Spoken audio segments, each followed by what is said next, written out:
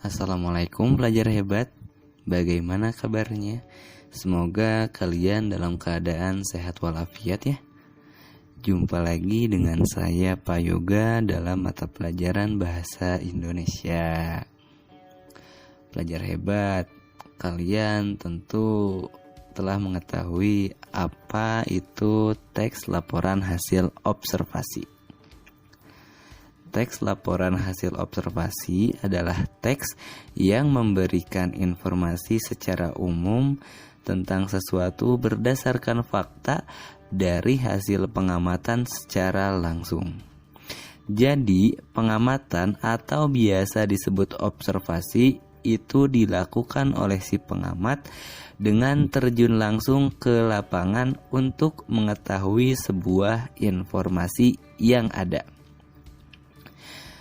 Dalam teks laporan hasil observasi, sang pengamat itu harus langsung mencari tahu informasi atau sumber terkait dengan objek penelitiannya.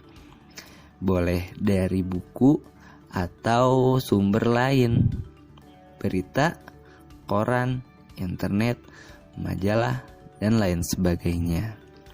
Itulah yang dimaksud dengan teks laporan hasil observasi.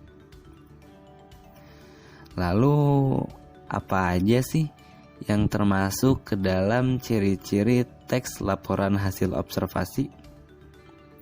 Ciri-ciri teks laporan hasil observasi yang pertama itu seluruh informasi bersifat objektif, yaitu informasi yang kita peroleh apa adanya dan merupakan fakta yang nyata adanya.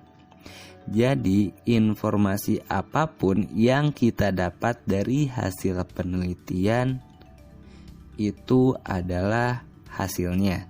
Tidak ada rekayasa, pembohongan, atau pemalsuan dalam teks laporan hasil observasi. Apa adanya. Selanjutnya, dapat dipertanggungjawabkan dan dibuktikan kebenarannya. Data ini data yang kita peroleh dalam hasil pengamatan itu harus bisa kami pertanggungjawabkan. Itu bisa dibuktikan dari sumber-sumber yang valid dan juga hasil penelitian sebelumnya. Jadi datanya dapat dipertanggungjawabkan dan dibuktikan kebenarannya. Ciri teks laporan hasil observasi yang ketiga adalah pengamatan dan juga hasil pengamatan disusun secara sistematis. Dalam hal ini, struktur teks laporan hasil observasi sangat memengaruhi hasil bacaan kita, teman-teman. Jadi, pengamatan itu kita tulis, kita rangkai, kita rangkum menjadi sebuah teks yang disusun secara sistematis berdasarkan struktur teks laporan hasil observasi. Hal itu digunakan agar tulisan menjadi padu dan juga pembaca mudah untuk mencari informasi yang dibutuhkannya. Ciri laporan teks hasil observasi keempat adalah peninjauan dilakukan secara cermat dan teliti.